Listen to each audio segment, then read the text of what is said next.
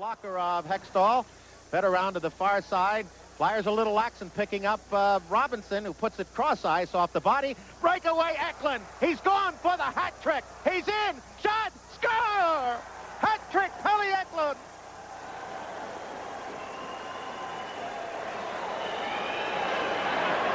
That for Philadelphia in their history is their 12th playoff hat trick, and the other one this year, Tim Kerr against the Islanders in the first game of that set.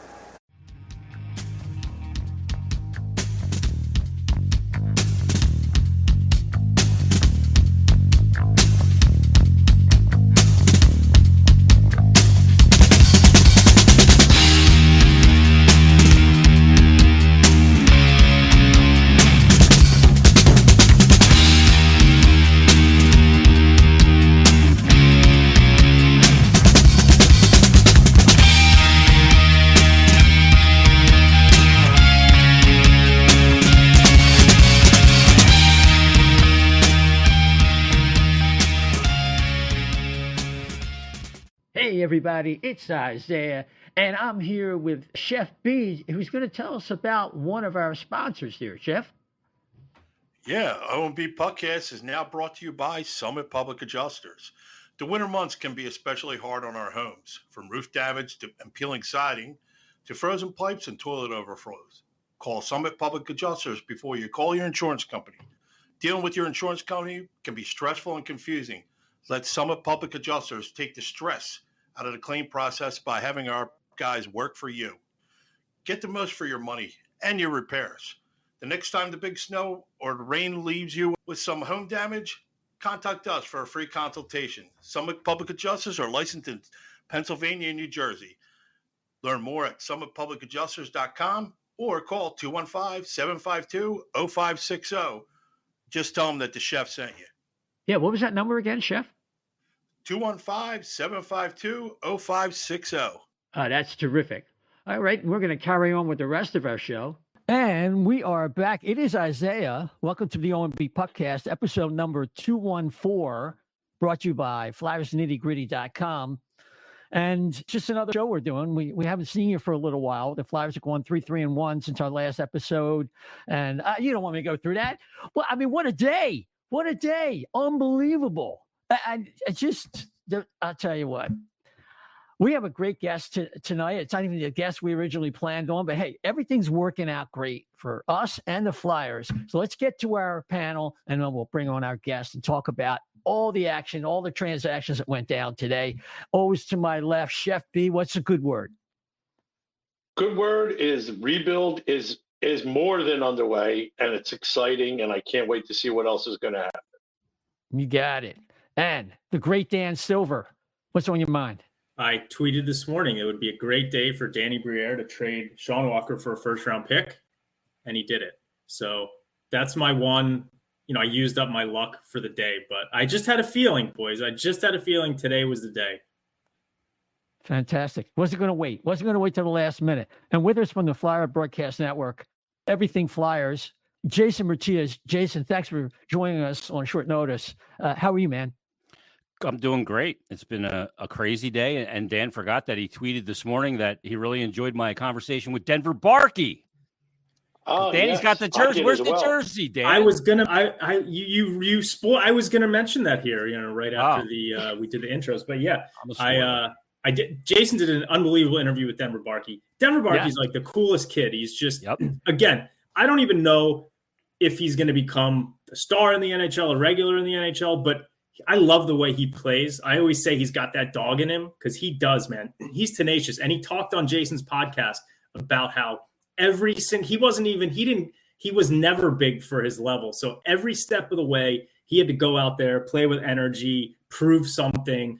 And the thing with me about Barkey is that even if he doesn't make it as like a top 6 forward, he's got what it takes to be a bottom 6 forward because he's just tenacious. So, and Jason did a fantastic interview with him. I thought it was great. He comes across just as a really cool kid.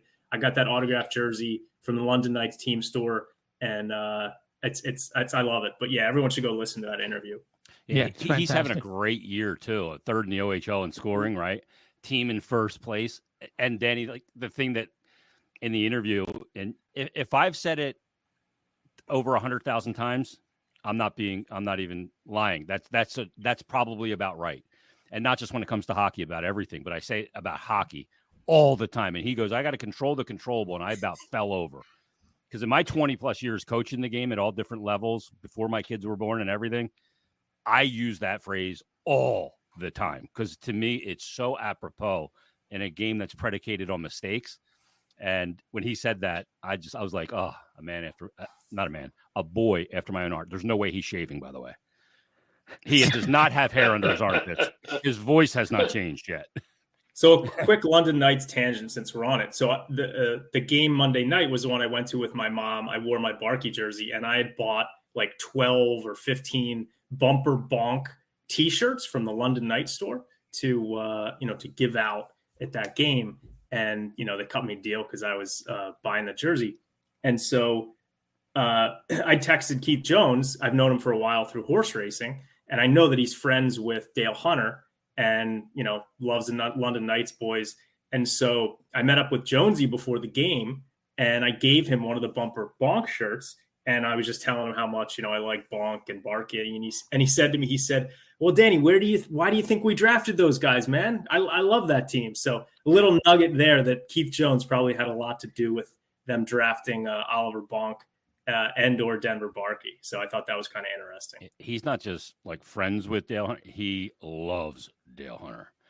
And that London program is probably the number one program in junior hockey that gets players ready for the NHL because it's run like a pro team. So that the Hunter brothers up there in that program is getting prospects and players developed for the NHL, not just for them, not to win. They want to win there, but to develop them for the next levels. And that's one of the great things about Barkey and Bonk being there. And they're both having disgusting years. Disgusting. It's great to see. Yeah. Anyway, some stuff happened today, Isaiah. Yeah. So you were tweeting out just a little bit earlier about what the Flyers were doing in terms of all this information being planted with the so-called hockey insiders, the pundits.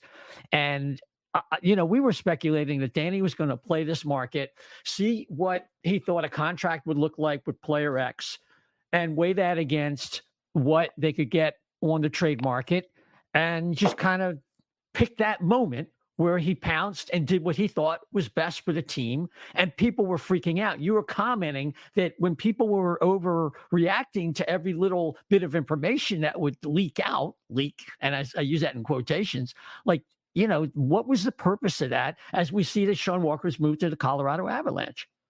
Yeah, I mean, look, I always say it. I worked in sports radio for 20 years, and you always have to be careful when information either comes to you or is put out there through another person, through an insider, a reporter, a talk show host, because you have to understand that information has an agenda.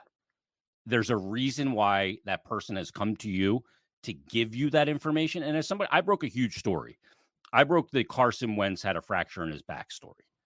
And, people are going, how would you get this? You don't even cover the Eagles. I was a talk show host. A lot of times that happens because the person that's giving the information doesn't want to have any connection, any exposure. So they go to somebody else that has a voice and can do it for a story of that kind of magnitude. And when I broke that story, all the national guys refuted it. He had a recent scan, blah, blah, blah. And it turned out my report was right. And that I had the scoop on all these guys in this, and it came out of nowhere. And you have to understand that information's got a reason to come out. Somebody's got an agenda behind it. Whether it was they hated the general manager and Howie Roseman, they wanted to make him look bad, or whatever it might be, an agent trying to drum up more interest in his client, kind of exaggerating how many teams are interested, a team putting it out there that, they really want to re-sign a player, so you better step up with a better offer if you want to pry him away from us. They're all just agenda nuggets that get thrown out there. And while I think it's okay, Isaiah, to opine on rumors and be like, okay, if that happens, that's ridiculous. They should never sign Sean Walker to 4 times 5. And if you're in a rebuild, if they do that, they're lying to us. But so many were speaking in certainties. They lied to us about this. This is all bullshit. And I can't believe I fell for it again. It's just another Flyers regime that's not going to rebuild. and like talking like the rumors were fact. And my point was, hey, opine on it. That's fine. But don't go freaking out when something hasn't happened yet. When it happens, go nuts. You can have your opinion on it, whatever you want. And I'm not the opinion police. Anybody can have any opinion they want. But to me, it seems really silly to speak in certainties on rumors during silly season when it's all got an agenda. That was just my point. And some people say, well, like that one guy tweeted me back and said, well, it's reported that the Flyers offered him 4.475. And I go, okay, again, that's a report that got out there for a reason. They didn't do that. And he said, see, we were right. I go, they didn't do that. They traded him. They got a first-round pick. So be happy with the result. Don't worry about the stupid rumors and stuff like that. Opine on it when it happens, but don't get carried away. People just got so caught up, and they were going bananas over it, over a report. Anthony DeMarco puts it out there, and it's like, I mean, he's getting hate mail and shit. You know, it's crazy. It's like, I'm just reporting what somebody told me. Yeah, let me just give people the whole deal, and then Chef, you roll here. So the Flyers get a conditional first-round pick. The only conditional in this 2025 first-round pick is that it's not a top 10 pick. I don't think the Colorado Avalanche are going to finish below. They got to get struck by lightning. Yeah. Yeah, that's not going to happen. And they have to take the contract of Ryan Johansson, and the Avalanche get Sean Walker and a 2026 fifth-round pick. And yeah, that's the Sean Walker deal. Chef, you want to weigh in? I just wanted to throw back to something you said on Flyers Daily. I think it was two or 3 days ago, how people you were addressing the whole trade thing, and you brought up Danny, and a lot of pundits out there saying, well, if he can't get a first round, he should take whatever. And as somebody who negotiated prices, like when I was in the food industry, you know, every week you had to sit out there. The minute you take that low ball offer, they know. Everybody knows that you're gonna settle for less. I thought that was a great point that you brought up. Yep, you're a mark. There's a line of demarcation. You got to be willing to walk away, even if it doesn't benefit you, because it'll benefit you in the long run. You know, if teams like Walker's out there going, I'll give you a third and I'll give you this. No. You got to say no. It's hard to do. And you go, well, we're going to rebuild. A third's better than nothing and losing the player for nothing. But no, it's not, because you're thinking, when I work with Mikey Miss, he always used to say, you need to go to the second level. And you got to realize that how you are perceived amongst your peers is the reality. And if they know that they don't have to step up and meet your ask, then you are now a mark. So, and I think Danny was very cognizant of that I'm going to get my price. And if I don't, then fine, I'll keep him here.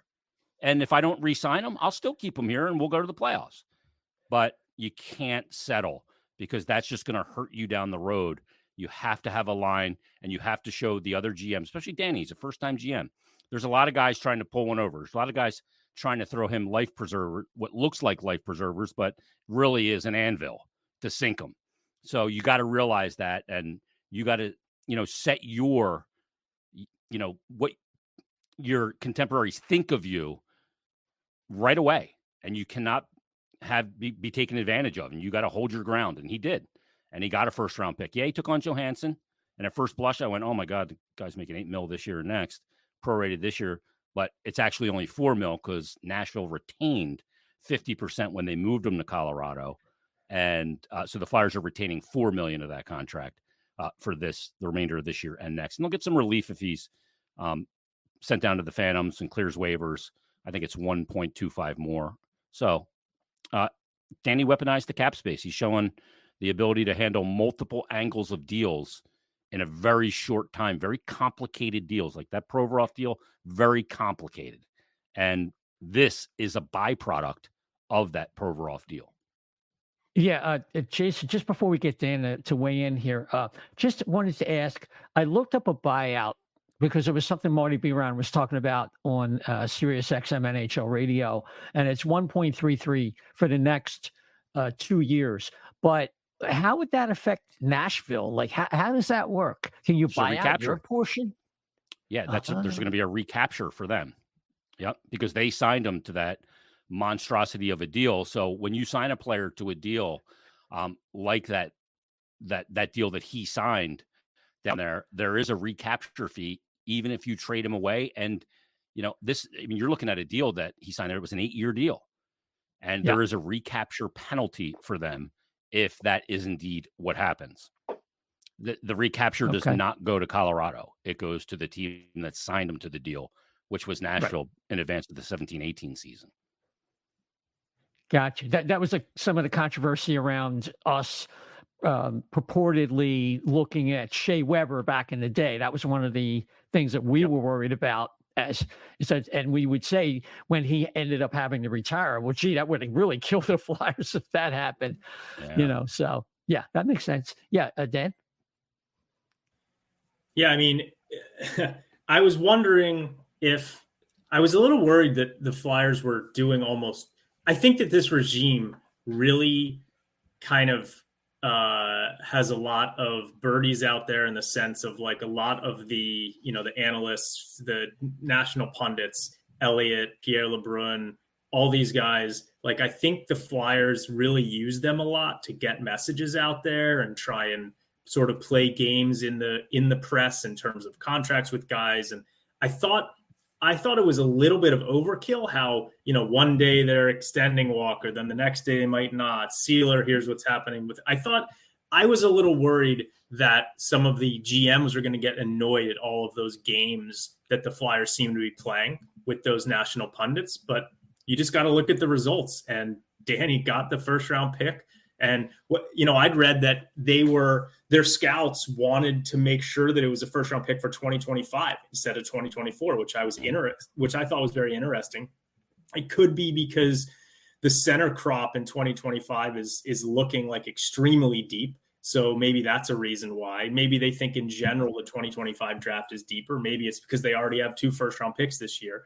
But I thought that was interesting too. And by the way, on that real quick, I think you're right. You know how the kids say today, 2 things can be true. I think you're right. I think they wanted a 2025 because it's a better draft. They wanted 2025 because that draft is more stocked with what they need in the center position.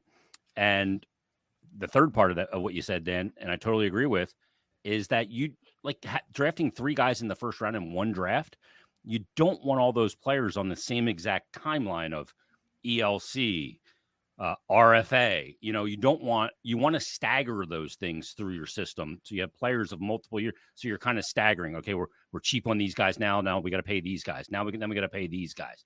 And you see how it goes, and you can stagger that insertion of talent into your NHL crop.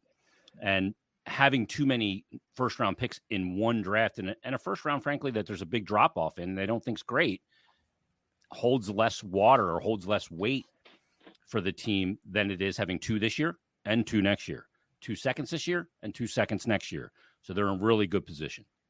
Well, sorry, cut you off. Keep in mind that the second this year, the Columbus's second this year, Columbus can elect to make the pick this year, at which point it would roll over to 2025.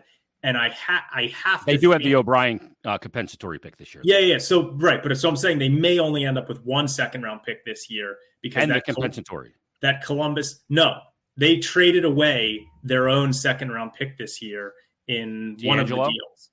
Was that D'Angelo? Isaiah, or you can Connaughton, maybe cap friendly, but I think it was the D'Angelo. I'm looking at right now. 2024 second round pick. Yeah. In the D'Angelo trade. Yeah. Right. So they had their own, they had the compensatory and they had the Columbus. They traded away their own in the D'Angelo deal. So they still have the compensatory pick. And then the second pick would be the Columbus one, but Columbus can roll it over. Columbus can take it this year and roll it over. I have to think that Columbus in their mind thinks they're going to be a lot better next year than they were this year. So I think that unless they really think that next year's draft is going to be better, that Columbus would likely make the pick this year, which would mean that next year the Flyers could have their first round pick, Colorado's first round pick, and then their second, Anaheim's second, and Columbus's second. So the Flyers theoretically could have 5 picks in the top 40 next year. And by the way, obviously there's still a lot of trades that could be made between now and then. But I think that Briere, I mean, they've just set themselves in a really good spot. I think that we just have to have faith in him moving forward when it comes to these types of trades, because this is about as good as it's going to get. And I think, one of the things that they can look at is it's very hard to trade into the top 15 or so in these drafts, or the top 10. But I think the Flyers should be looking to try and move up this year if they can. There's a couple centers that, could make sense for them. Caden Lindstrom and Berkey Catton are both kind of like really good centers that to look at for trading up. I'm sure they've got some guys they want to look at, but I'm just saying the point is that he's got all these assets now. If they want to try and trade up, they might be able to do it. So it never hurts. Yeah, I think that's part of the asset allocation too, is just because you've acquired draft picks doesn't mean you're going to be drafting a player. You can use it, if somebody drops to 12 and say they have 18 and 26 this year, and you want to move up, and you want to move up to 12 because you have a guy targeted that you had top 8 or that really fits your team, then now you can do that. You can use that asset allocation. You can also use those draft picks as well, in the offseason around the draft to reset a roster when teams do that. And you could be looking at, I know Chikrin's name was out there, and to me, that's more of an offseason type move anyway. If you're to acquire a Jacob Chikrin, I think Shabbat is the more likely guy to target. And if, that Colorado pick could play a part in that kind of acquisition that helps you immediately as well. So, I think Danny's playing, 2000 ELO chess. I don't know if you guys know what ELO is, but I watch Gotham Chess on YouTube, and I'm a big Magnus Carlsen fan, and his ELO is way above that. But that's the rating system. And Danny's playing multiple moves in advance. And there's no better example of that than the way he handled Sam Ersson. You go back into last year, they go, okay, we saw Felix Sandstrom. We're not bought in that he's the guy. So they bring Ersson up, and they give him a lot of playing time. They give him a run to see what he is and get a vibe on him at the NHL level after he was injured the year prior. And he plays really well. So this offseason, they signed him a year before he could sign. And going, wow, that's really weird. But, I had the Team Canada thing hanging over Hart. I think they knew at that time they were going to lose the player, and they weren't extending him, and there was going to be that whole situation. So before Ersson could play a good amount of sample at NHL level and raise his value, they signed him last offseason to that contract, which if he is an NHL starter is paltry. That he'll get under the next 2 years. It's just playing from ahead as opposed to reacting from behind. Because when you react from behind, it just inherently costs you more money. That's all it does. You play from in front and you project and you're right, you get in real good situations. So I think Danny has got a lot of foresight. He's got some balls, and he's got a belief on how he's going to do this. And I don't think he's going to stray from it. He's going to strike when the iron's hot, but not out of desperation. He's going to maintain leverage and build leverage. I mean, look at last year. The leverage from last year to this year, holy shit.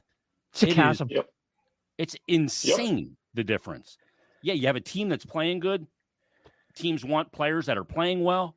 You don't have to make a move because you're in a playoff spot. It was like the perfect storm created for Danny this year, and he's capitalizing on it. Yeah, no doubt about it. Just for clarification, for the next 2 drafts, the Flyers have a total of 8 picks in the first 2 rounds. And it just depends on how distributed, the way Danny talked about how that Columbus pick could actually convey to next year and could end up being 2 firsts and 3 seconds. So just to clarify that. Chef, you go. Well, since you just said that, and we'll piggyback off of what Jason said earlier too, and it might have been before we started recording, but you said with these extra picks now, if you got 8 in the next 2 drafts, and you really have that draft capital to throw around if you wanted to, you were saying that you don't even think there's a gut feeling that this could be the big move. This isn't, it could be see something which I agree with. You'll see more of a roster change in the off season here, right before the draft. Do you think that that's the bigger move that's coming? I think it's going to blindside a lot of people. Yeah, a lot of people look at it and they say, this is year one of a rebuild. You got to like tear down and asset allocation and get high draft picks. But this is not year one. I don't look at it that way, even though it wasn't called that 2 years ago when Chuck Fletcher was still here.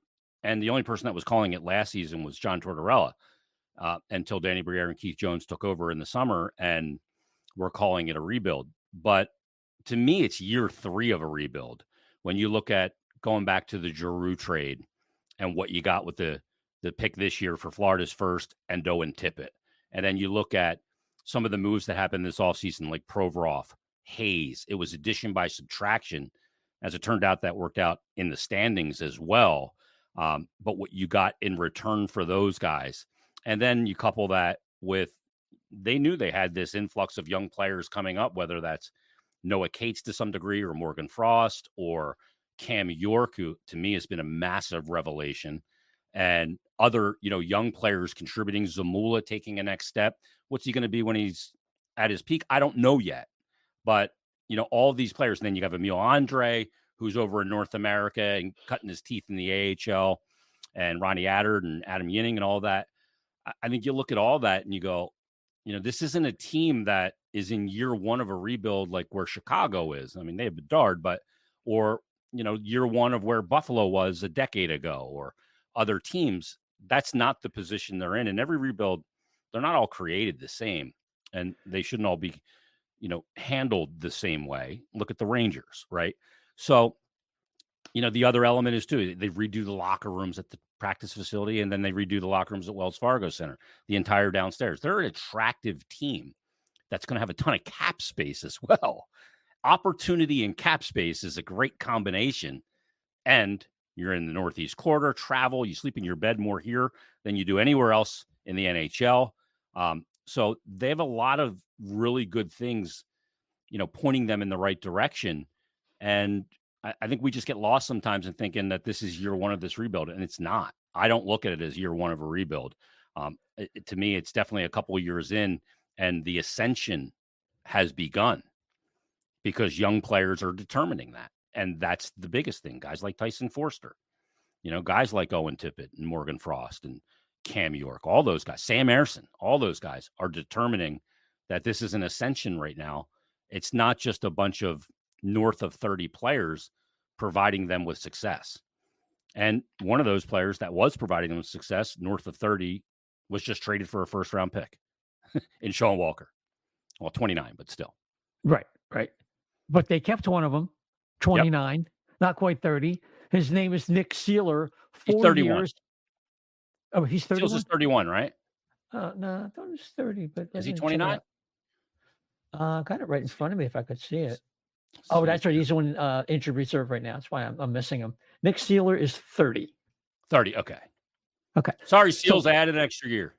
Hey, he'll take the discount. 4 years, $2.7 million. The AAV is very friendly. Obviously, had it been 3 years, it would have been higher.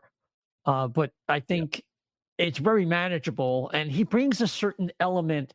And I think Mikey, the driveway deadlifter, used to have his own podcast, and we agreed. I mean, he's the closest thing in the history of this franchise to somebody like Barry Ashby, in that he toiled in obscurity for years. And he's a no excuses kind of total effort kind of guy. And he's having his moment right now. Of course, Ashby was a legend. I was 14 when he got hit in the eye versus the Rangers in the semifinals. And he became a Flyers legend. And to this day, obviously, they named the trophy after him. But, Seals has a lot of things in common with him. I could understand why they wanted to keep him. What's your take on that? Yeah, I don't think the return for Seeler was going to be, to me, it was, an allocation or kind of weighing the return versus what he means to us. And I don't know, I don't think that Seeler was going to bring you a first round pick or maybe even a second round pick as a rental for that type of player. He certainly would have added, I think the intriguing thing was teams that we had heard some rumors that teams were looking to acquire he and Walker, which I always thought was very unlikely because I don't remember a team turning over a third of their blue line for a playoff push. It seems like a lot of change to me. And I don't ever recall a team that was a playoff team trading a third of their blue line. So I always thought that, a 4th round pick for Nick Seeler wasn't worth it even without an extension. Again, going back to what Chef said earlier, I'm not just going to give him away for a 4th round pick. I'd rather have him stay here and be a big part of the identity of this year's team. And if I lost him in free agency, I lost him in free agency. But I wasn't going. He means more to the Flyers than I think his return would have gotten them. So, yeah, the 4 years, you look at it, you go, a 30-year-old player, 4 years seems like a long time. That's what keeps the cap hit, I think, under 3. I think it would have been like 3.3 over 3 years, but that gets the cap hit down. Players love term, by the way. Oh, they love players that are at 30 years old, love term. Keep the bennies coming, all that stuff, right? And he's a guy that, you guys see the way he plays. Like nothing's been handed to that cat. He just works his bag off, does all the things that a lot of guys in the NHL and pro athletes won't do that you absolutely need. I think he's just such an important guy on and off the ice for this team that I think it was a shrewd piece of business by Danny. I think it's good for Seals. I think it's good for the team. And look, if in the 4th year he has to be your 7 at 2.7 in a rising cap world, that's not the end of the world. And if you need to move the contract and attach a 3rd round pick to move it with 1 year left, you do that as well, or you buy it out or whatever. I can't worry about year 4 in this situation when we're talking about a pretty low number of money. I really can't. So I think he was a good signing. And plus, I think they need some toughness back there. They got Sanheim's a big guy, doesn't play big. York's not a big physical player. Drysdale's not that. You look at, the way this decor, Zamula's a big guy, but doesn't play physical. You have to have some physicality back there. It's him and Risto, really. Yeah, it's him and Risto. Look back at the last 15, 20 years of teams that went to a conference final or cup and look at their blue line. Look at the size of it. Yep. They all, Petrangelo, and, you look at all these teams and they all had some big people back there.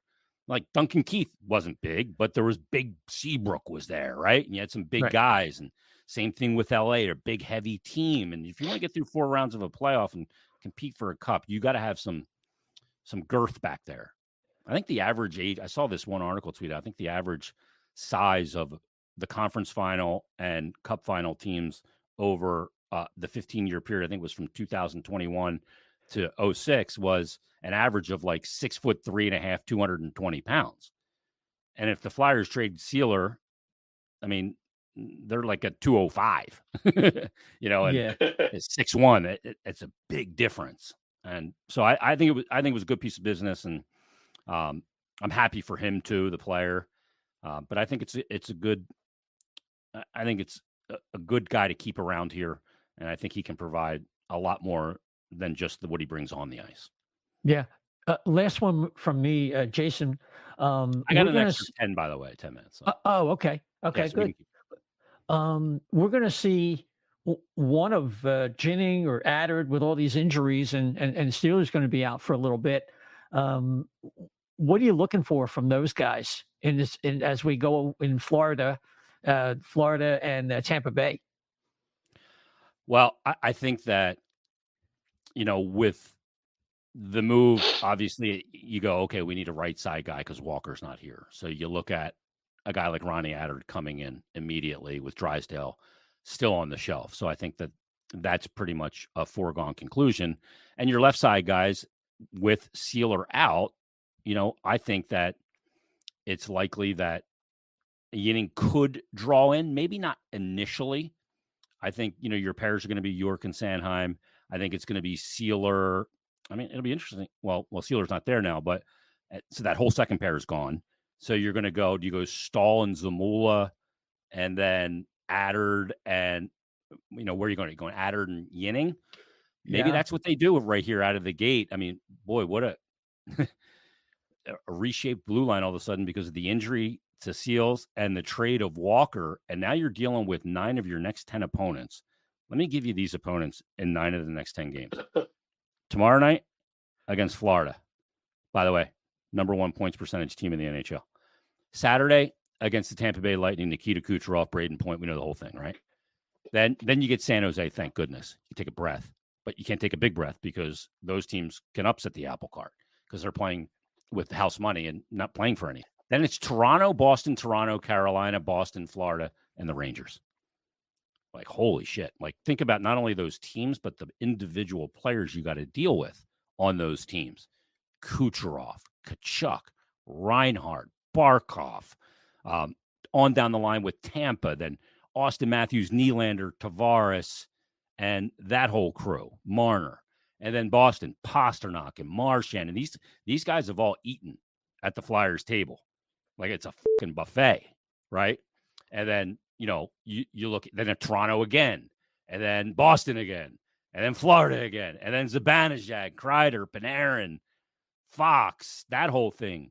And the Flyers have done a good job against, I think they were really good against top talent in that Ranger 2-1 loss at home. I thought they were really good against top talent in that game against Tampa that they won 6-2. Mm-hmm. But there are the Colorado games. There are the other Tampa game. Where they've gotten, obviously, Toronto and Austin Matthews with the natural hat trick.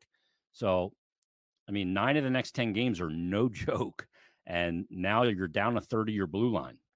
So, Ronnie Attard and Adam Yinning, here's your chance. Step up. Yep, absolutely. Dan? Beginning is going to be interesting, and I had to step out there for a second. I don't know if you guys covered this, but I've heard some stuff that he's looking to maybe go back to Sweden potentially at the end of this year. His contract's up, see where he fits in this franchise. So that'll be a really interesting final stretch for him, seeing what kind of time he gets. I think Seeler is going to be such a great partner for the next few years for Jamie Drysdale. I think that, people were talking about how great the Seeler Walker combo has pretty much been our best defense pairing all year long. And I think that Drysdale's a guy who can play like Walker was playing. He's got a little bit more, of a dynamic quality to him, but they're similar, kind of undersized, very good skaters. And so kind of my hope is that Seeler really meshes with Drysdale the way that he did with Walker. And so I'm absolutely fine with the Seeler signing. I think he's a great guy for these young defensemen to learn from, a great guy in the locker room.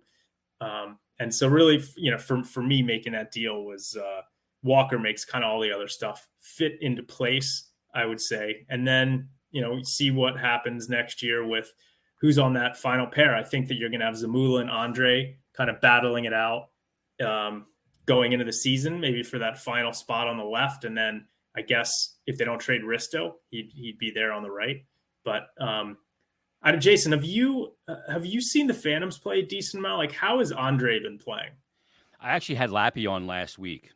So I woke up I never wake up at 7 a.m., boys. I'm up pretty late at night. And I woke up at 7 a.m. the other day, and I go, I haven't had to talk to Lappy in a while. So like an idiot, I texted him before I was going to go back to sleep. And I said, hey, I want to get you on. And he texted me back in 3 minutes that I can do it right now. I said, God damn it. All right, I'll send you a link. So I got up and did it.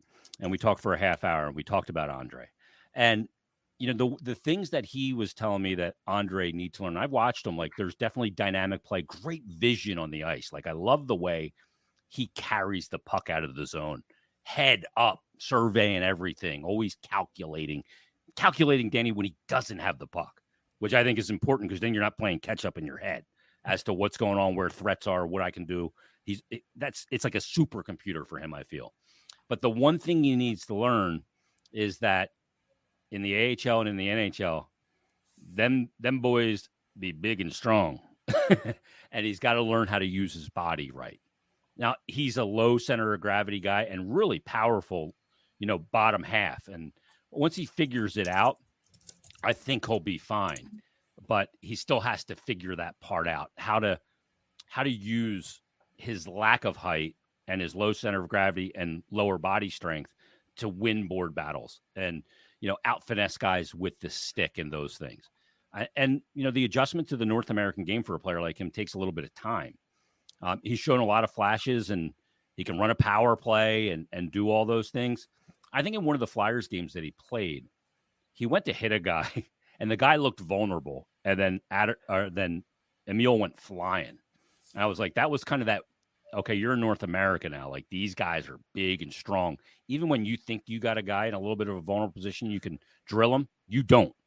And he went down like a sack of potatoes in that particular thing. I remember talking about it.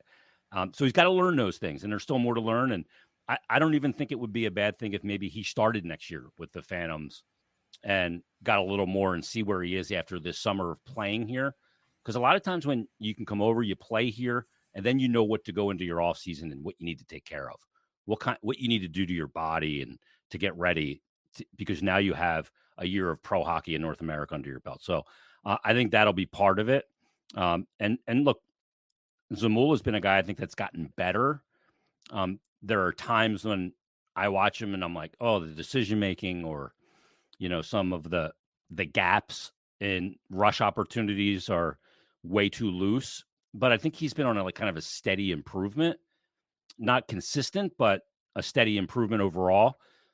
So I think that allows you a little bit of latitude to work, Emil. But yeah, I agree with you about Drysdale. First of all, Nick Seeler makes Drysdale bigger and more protected on the ice, so guys can't take advantage of him. And he's a better skater than Sean. Sean Walker's a good skater, but Drysdale's an elite skater. Oh, yeah. And a guy that can get up the ice. Like Walker, I thought, got up the ice like a winger a lot of times. Drysdale gets up the ice like an elite winger, And so, and I think Drysdale's got a lot to learn about the game too. But knowing you have a guy back there in Seeler that if you activate, or as Torts call it, surfs and gets up the ice, there's no question in your mind that Seals is back there. I think that's why Walker was so effective, because he knew his partner had his ass covered. And if you can activate without having to think or look, then you can play faster. And that's one of the reasons why I think the Flyers did play faster, because they had guys that they knew would be back there and cover that positioning. Excellent. So do you expect anything between now and Friday at 3 p.m.? I don't rule anything out. I really don't. Because I just don't know. This front office has been able to operate under cloak and dagger repeatedly now. So just because there's not any smoke out there about, a potential Lawton deal, Ristolainen obviously is hurt, so that would be unlikely, or somebody else. I think they could make a couple acquisitions, nothing splashy. Like, I don't think anything big. I think they could be in the veteran backup goaltender business for a 5th round pick. A guy, you're not going crazy. You're not giving up an asset of any real value. A 5th round pick, the chances of him playing 200 games about 1.8%. So you may do that to try and get into the playoffs. To me, giving up a 5th round pick and, having a better chance of getting Tyson Forster or Cam York or Cates or Frost and Tippett playoff experience is well worth it, because you're going to have to play a backup minimum 4, probably at least 5 times the remainder of this year, or you're going to run Ersson into the ground. So I think they could do that. Maybe they grab a depth forward. But other than that, I don't see any other acquisitions. And a depth forward, again, would not be for any significant money. Maybe you have that depth forward with Johansson. Maybe he can play 4th line and is a good face-off guy, right? 59% last year, 53%, I think, this year. Maybe he's that guy. I don't know. But I think more of the other deals are kind of punted to the offseason, whether that's a Lawton in the offseason because you're redundant there with Paling.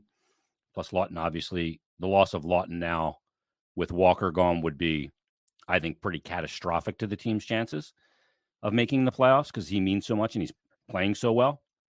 So I think that those things are more likely in the summer. But in the summer, I think there's going to be an acquisition made.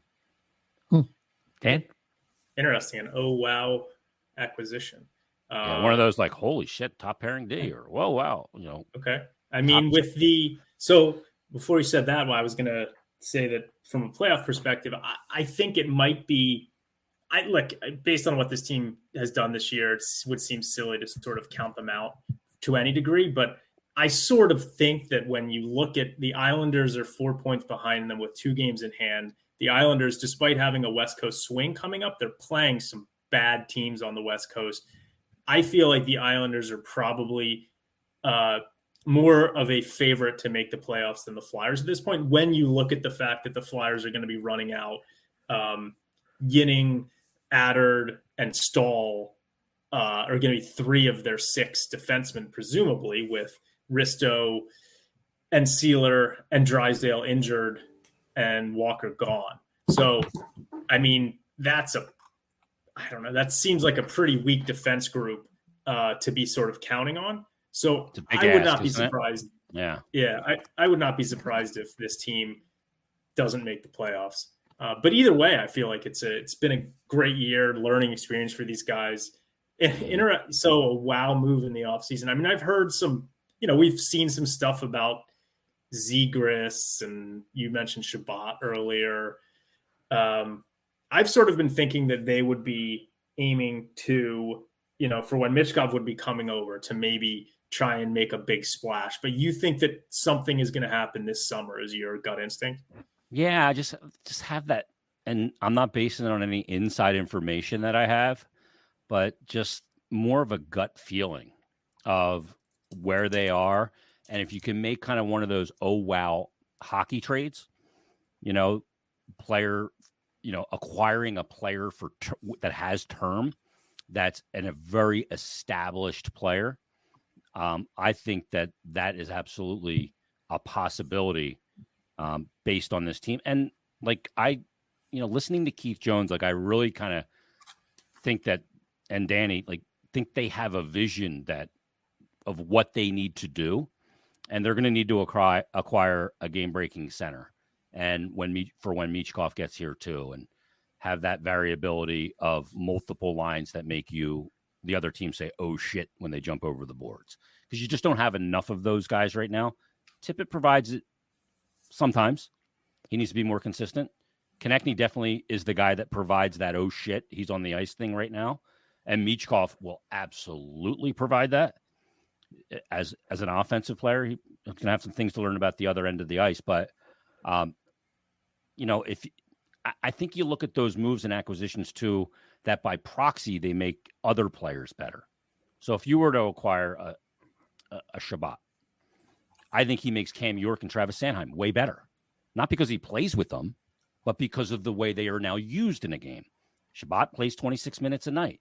Now you're getting more effective, less minutes, and less exposure to York and Sanheim.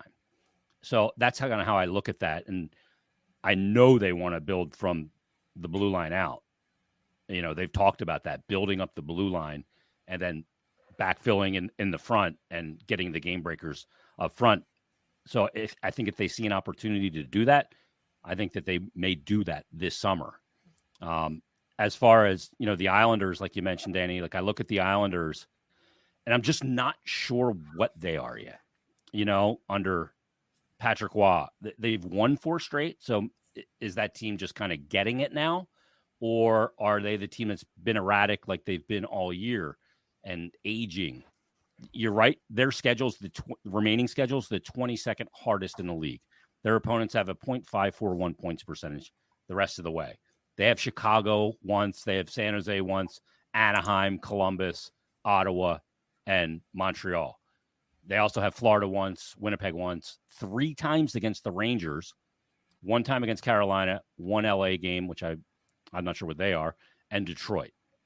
So the Flyers have the 13th hardest strength of remaining schedule. And I went over it, 2 times Florida, 2 times Boston, 2 times Rangers, 1 time against Carolina, 2 against the Leafs, and 1 against Tampa. So, and you're right, with that blue line, it's a tough ask to go the remainder of the season without what I agree with you is your most consistent and best D pair, which was Walker and Seeler. They're both not here. Sealer's here, but not available right now. Are they in a position where goaltending can bail that out? I don't know. Erson's been good, and he's had some shaky moments, if we're being honest. I really like him, and I like the way he bounces back. I didn't like his game Friday in Washington at all. And I didn't think his team helped him, but I didn't like his game either. And then he bounced back, and I thought he had a really good game against St. Louis, the 2-1 game. So there's a lot of question marks here.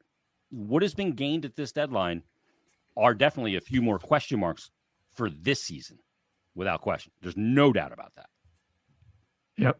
My dream is to just save all the money up for the offseason before Michkov comes over, and that's the offseason that McDavid's going to be a free agent. The season before Draisaitl is going to be a free agent. So that's my dream, is sign one of those two guys and be ready for when Michkov comes over. Or which one are you picking, Danny? I would wait on McDavid. Obviously, we all know that the problem with that is that there's a very high likelihood that these guys are likely just going to re-sign. But let's say Edmonton flames out a few more years in the playoffs. I don't think he's re-signing there. You don't think he's going to re-sign? Well, if McDavid is not going to re-sign in Edmonton, I would be going all in to clear as much cap space as you can for when he's a free agent, which is the summer of 2026, which is when Michkov's contract in Russia ends. And I would just be going balls to the wall. I would already have Bryce Harper flying out to Edmonton to meet with everyone. Jason Kelsey. They should all go out there and meet with Connor McDavid and have him Zoom with Michkov, and let's get it done. Because if Lindros, if we could build towards that, then I think that would be incredible.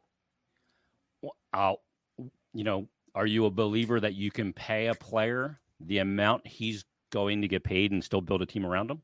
Well, think about this. Michkov's going to be on an ELC for his first for a few years. So you're going to basically be getting a 23-year-old who's going to be hopefully one of the better players in the league right away, and McDavid for, let's say, whatever what is it going to be? 17 million. Yeah, 15 million a year for those for McDavid. 16 for McDavid, 885 for Yeah, exactly. Right? Buy one, get one. I mean, at that point too, how old is McDavid? So McDavid right now is what? He's born in 97, I think so. I think he's going to be 29 at that point. Is that 29? Right? Is that right? That might be right. 3 years, 15, 60 mil. I'm not saying you ain't signing him for 3 years, by the way. No, he's going to be a max 8-year contract or 7. Probably a sign and trade. He's 27 now. So he'll be 29. And all you need, if you win a cup in those first 3 years, hey, and you know that if they don't win a cup in Edmonton, he is just going to be itching. Yeah, I think he's going to leave Edmonton if they don't win a cup. He just turned 27, by the way. Yeah. So in 3 years, he'll be 29 when he goes to market. In 2 years, yeah. I think you can pay less money and get Draisaitl. But does Draisaitl age the same way? Next off season. He's a year older. Yeah. So and I hear what you're saying too. Michkov on an ELC. That's the one good thing about having him over there right now is that the clock hasn't started, right, on his ELC. Yeah.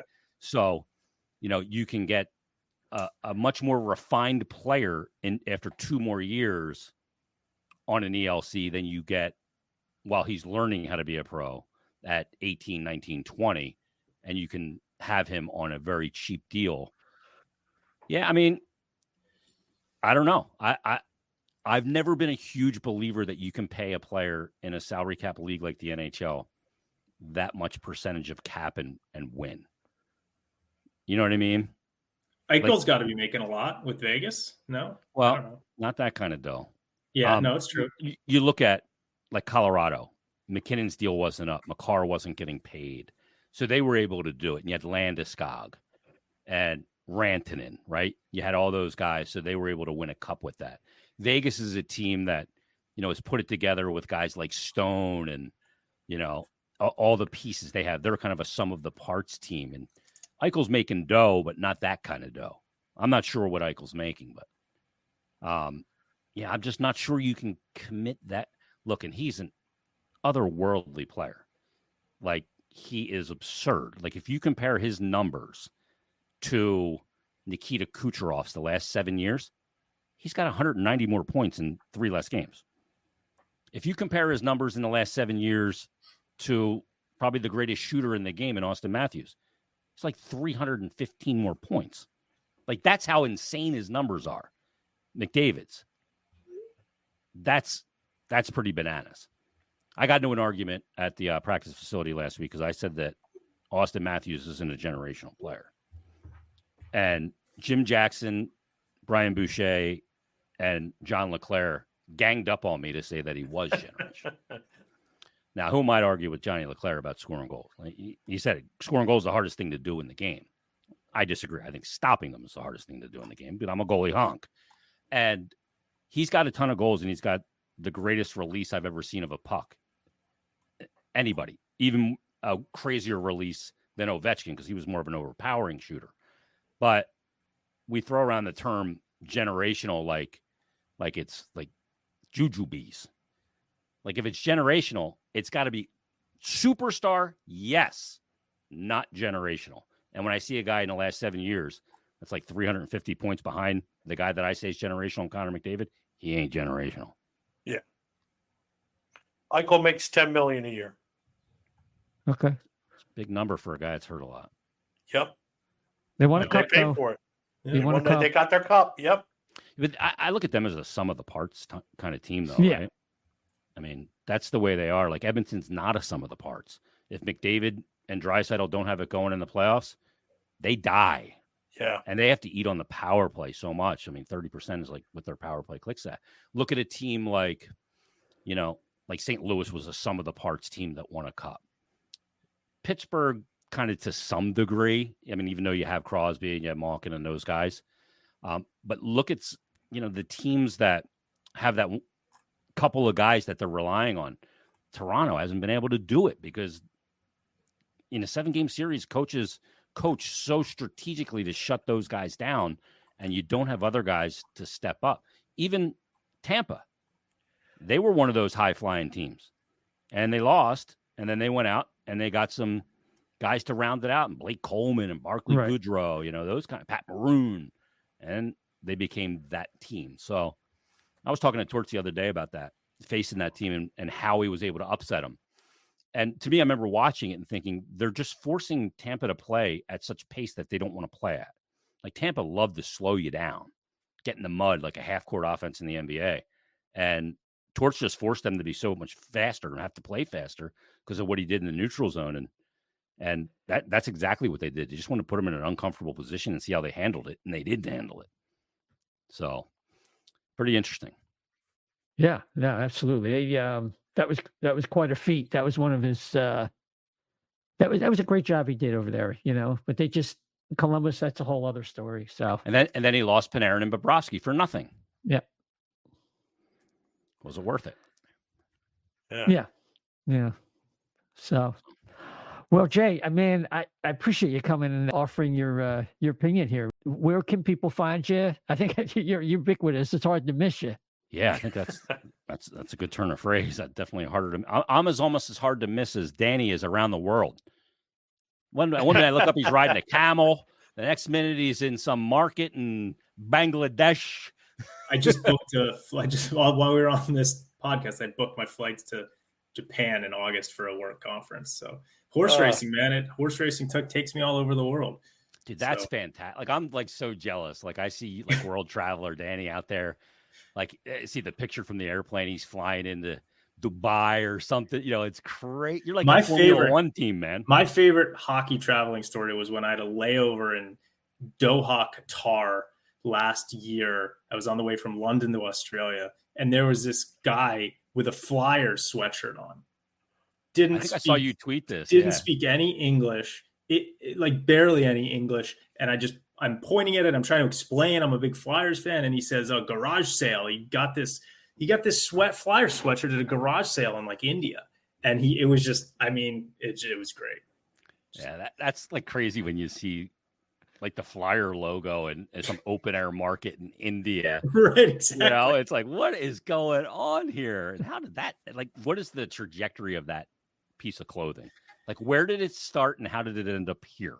I know they say that like if a team is in the Stanley Cup Finals and loses, all of the shirts that they make that say like Flyers Stanley Cup champions, 2010 get shipped over. Yeah, exactly. Get shipped overseas. But this one wasn't even a championship shirt. It was just a regular Flyer shirt. So you go over and you see like in famine-stricken areas in Africa, they're all wearing Flyers Cup champ jerseys from 2010. They got Billy Lano celebrating with the cup. Yeah. That's fantastic. Well, good luck with the travels, man. Enjoy Japan. I always wanted to go. I almost went to Japan my plan was that when I got done college, I was going to go there and teach basic English. And I love the Orient. I was all into it. But then I started working in radio when I was like a junior in college. So I was already in my industry. I'm like, shit, I can't go now.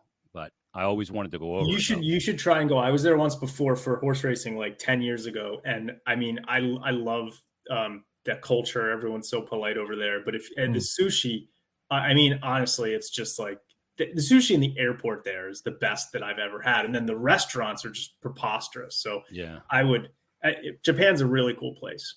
In all honesty, the reason I wanted to go is I really dig the Asian women. Yeah, well, they're pretty spectacular too. It may now be revealed. The old lady knows upstairs. She knows of my affinity. Yeah, they're. I used to have a crush on Fuji from Ultraman. Oh, remember Kiana Tom back in the day on the ESPN workout show? I think she was Japanese and Hawaiian. Yeah. Total bomb. Yeah. Oh, Christy Yamaguchi in the Olympics. That's right. Nobu McCarthy from the Karate Kid Part 2. I was just literally going to say the Karate Kid Part 2 when they went over to Japan and they were doing the dances. Really cool. She was the older woman. She was really, really very pretty when she was younger. But all right, this is turning into a totally different podcast now. This part is brought to you by Pornhub. Fetishes.com. Yes. Jake, we'll catch you down the road, brother. Yeah, so where I'll be is Flyers Daily, Stick to Hockey Live, Twitter, usual places. I'm around. So it'll be a fun run towards the end of the season. Hopefully they end up in the playoffs. I mean, just 2 weeks of playoff hockey makes the NHL offseason feel exponentially shorter, even though it's only 2 calendar weeks. So we'll see where it goes. And it's been a lot of fun so far. And we'll see what Danny and Jonesy have up their sleeve next. Thanks for having me on, boys. Yeah, always, Jason. Have a good night, man. All right. Have a good one, man. Thanks. So that was okay. I just want to do a recap. I started doing it. It just seems like, of course, I'm not going to go through this, but since we last had a show, the Flyers have basically won 500, 3-3-1. They're 32-23-8 for 72 points overall, clinging to a playoff spot. They're 4 points ahead of the New York Islanders, and we talked about earlier, seem to have a more favorable schedule. There's 19 games remaining. There's only one game left. That's the game against Florida tomorrow night before the trade deadline at 3 p.m. this Friday. And according to Money Puck, the Flyers still have a 75.5% chance of making the playoffs. There's a great variance between that and somebody like Dom Lucian, who has them down to like 58 or 9. I forget what it was. So the Flyers are basically, to use a horse racing term, at the quarter pole. So last, quarter of the season, and that's where they're at. I don't know if I want to go through the games. Everything just seems like, I mean, there's a lot of things that happened.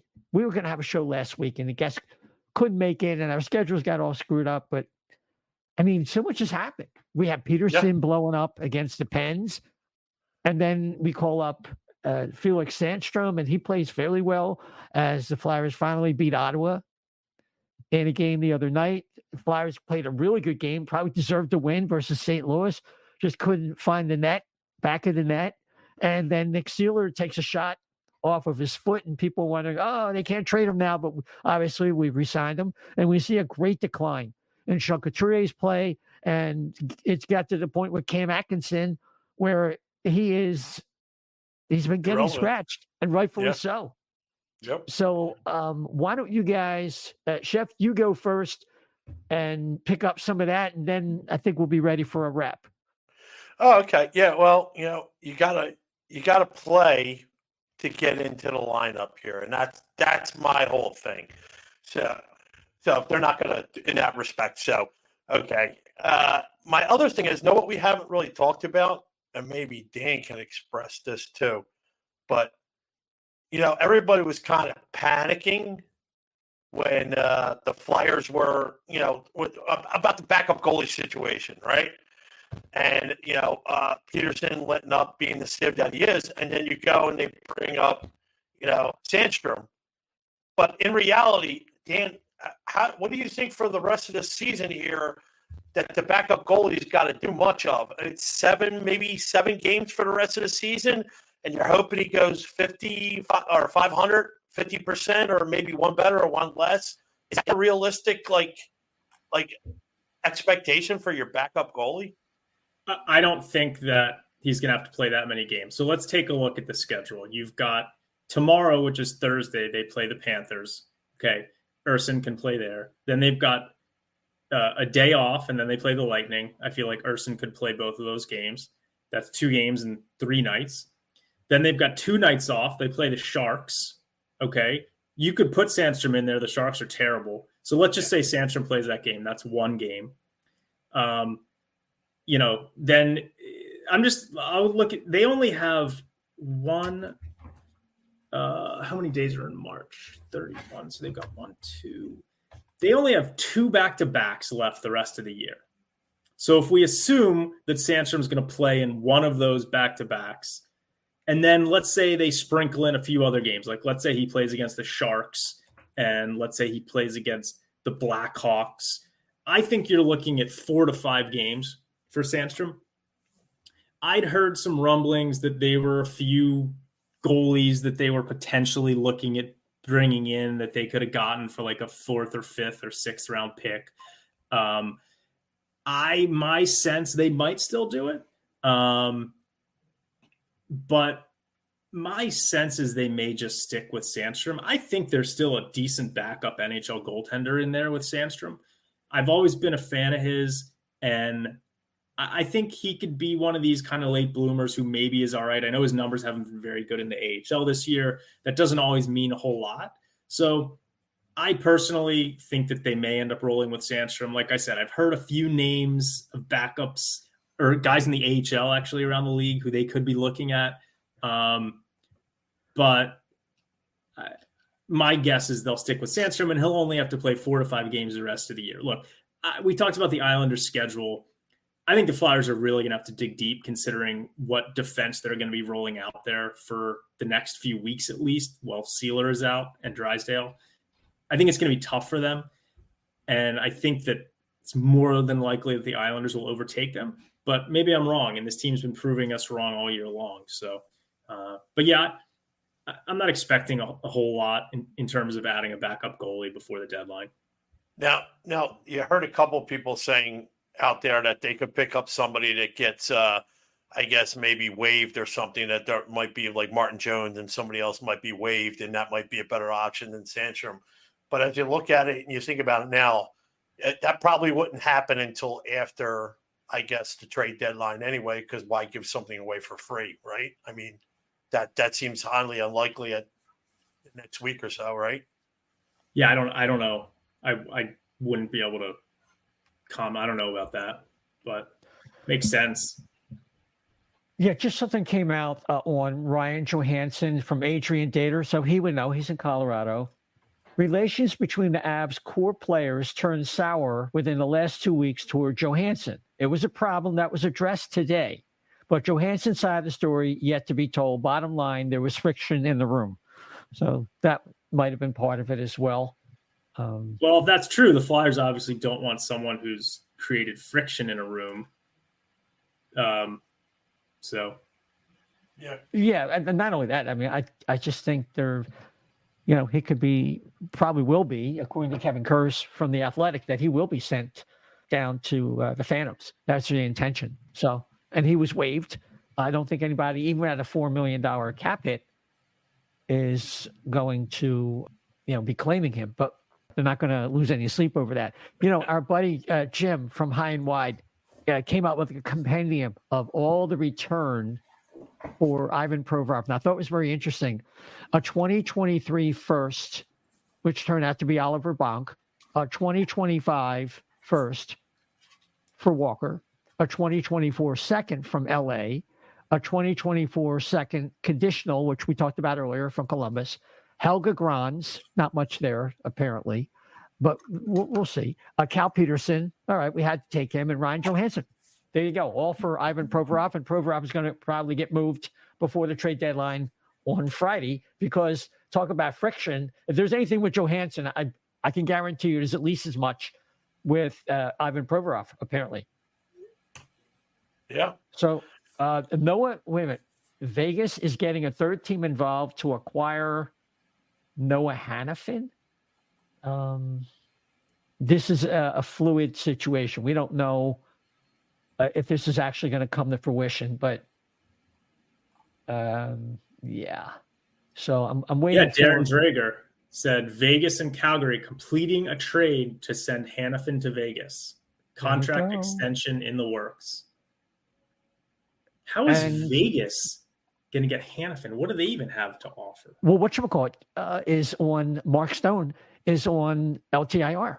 No, I know, but I'm saying they're still going to have to they're going to have to. What are they going to trade? Oh, yeah, I don't know. They don't really have a whole lot of big-time prospects. Lucas Cormier is probably a defense prospect that they might be open to moving.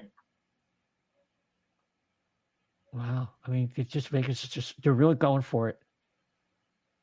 And Mark Stone is, it's got a ruptured spleen. Last time I heard of a ruptured spleen, is that what Forsberg came back from to have a good playoff, or is that what kept him out of a playoff? I forget. They do have their first round pick this year, so maybe it's like a first round pick and Lucas Cormier or something. You like that? It just goes on and on. It's going to be like that till 3:00. Yep. And I thought guys, I thought it was just absolutely terrific that the Flyers, and Danny knew we were going to have a show tonight, and he wanted to make sure he got in all the big moves. So, all right, last thing. I have an opinion about this, and it's going to cause a little bit of controversy, but it won't take us all night to discuss, and then we'll call it a night. I thought in the Caps game, and it was a bad loss. Let's be honest. It was a really bad loss. They let the Caps just take over the game, and then you had some mistakes by Lixell and Brink. Stayed out too long. Then they blew a coverage. I thought that benching them was fine. I just felt like doing it the whole game was a mistake. Yeah. Because you just cut off his nose to spite his face, Tortorella. And I also think that he lapsed kind of back into 05 Tortorella when he was screaming at him like, it's just. And I put it down on Twitter on our podcast account that, like, at this time of year, you really want to make the playoffs, you have to be more of a general and a strategist than a dictator. The dictators were earlier in the year where you're establishing your culture and who's boss and what's going to be. We're past that now. These guys didn't want to screw up. Yeah, they deserve discipline, but I just felt like, be more strategic. Don't just throw the game away. The Caps are not that great. You needed offense. Couturier hasn't been anything. Atkinson was on. I think Atkinson was playing that game, but he was worthy of being scratched, or he was. I forget whether Atkinson played. I'm going to be honest. Whether he was in that one, I think he was. But either way, I want him to be a little smarter. And you were shorthanded anyway. That's it. Sometimes you know what I mean. Like, think of the bigger goal. He's got all the time in the world to discipline those guys. They can scratch them. They can eat popcorn the rest of the year. But in the moment, you can only go to war with the guys you have. If you're going to shorten your bench to that extent, you're just screwing yourself. That's all. And if you have the two guys that are older, and Coots and Atkinson, both recovering from surgeries, that their gas in the tank isn't going to be completely full, that they're riding it. It's that time of the year when people start getting a little bit slower, and it just hurt you even more. But Isaiah, you talk about the bigger picture, and I assume you mean like maybe winning that game. But the bigger picture for me is long term. These kids, and if let's say Torts thought that by benching them the entire game, it would have more of an impact long term on them. The longer they sit on that bench, mulling over, what happened and shit, I can't do this again. Maybe that's the big picture, that Torts isn't as concerned about winning that game or specifically making the playoffs this year. He's concerned about making sure that these kids, really get the message, and maybe being benched the whole game is what he thought was the way to do that. Yeah, I see that.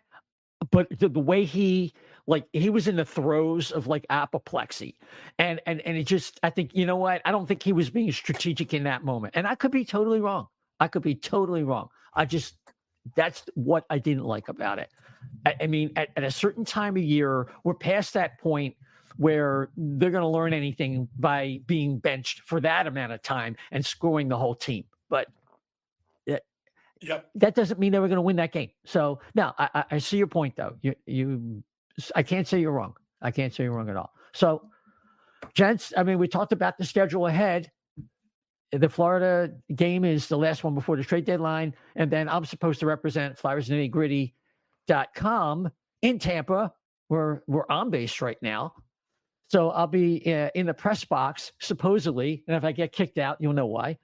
And we'll go from there. We got a show planned coming up on Monday to wrap everything up, because there's probably going to be some other things to talk about with Jordan Hall from NBC Sports Channel. So we're looking forward to that. So let's get some last words. Chef, what's on your mind before we call it a night?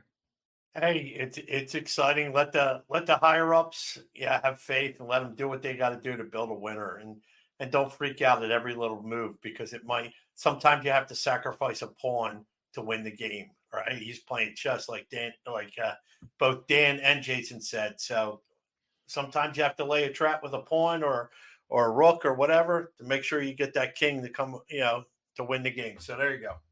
Okay. Now, the other thing is I wanted to mention, because Chef wanted me to mention this, it was that I saw the stock reports on Depends, and apparently they're tanking, because all the bedwetters now are satisfied, more or less. But really, now, I mean, you can't freak out on a report. The way people were acting, some of the people, I mean, there's nobody here I'm talking about, but I mean, every little report is like this knee-jerk reaction. Just calm down. Maybe now we can trust Danny and Jonesy, at least for a little bit longer. I'll leave it there. Dan? Yeah, I'm with you. I like I said earlier with Danny B, I think he's got a right to have earned sort of our implicit trust at this point. And yeah, I'm excited to see what they do over the summer. I thought Jason, when he said he thought they might make a wow move over the summer, was interesting. He's obviously got a little bit of intel there you're very close to those guys in the front office. So we'll see about that. But just in a good mood with the Flyers right now. Yeah. Yep, absolutely. And people can follow you at DSilver88 on the app formerly known as Twitter. So, and Chef, did you get your ID in there? Yeah, well, you can find me at Chef the Left B on X. And also one last thing, you mentioned Nitty Gritty, our illustrious leader. His mother passed away this past week here, and so just whatever good vibes you can send his way, prayers and all that. He's a great guy, and it gives a lot of these younger kids out there that are trying to start out in this field a lot of great opportunities. So just keep his family in your prayers. Yeah, our condolences to the Basco family. Jamie's been a great guy, and it was really sad. It was quite a struggle. So hopefully, she's at peace, and our prayers are with the Basco family. Yeah, Jamie's one of the nicest guys you'll meet out there in hockey. So definitely send my condolences there.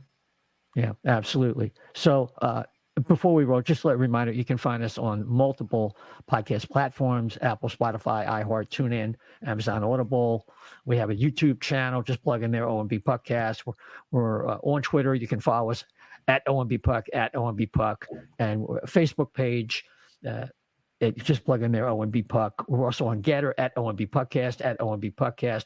And with the podcast, if you could rate and subscribe, particularly subscribe, follow, whatever applies, it helps move us up the charts. It tickles the algorithm. So when people are looking for the Philadelphia Flyer podcast, it will come up.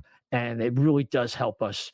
And with that, everybody, until next Monday with Jordan Hall, who we look forward to talking to, take care.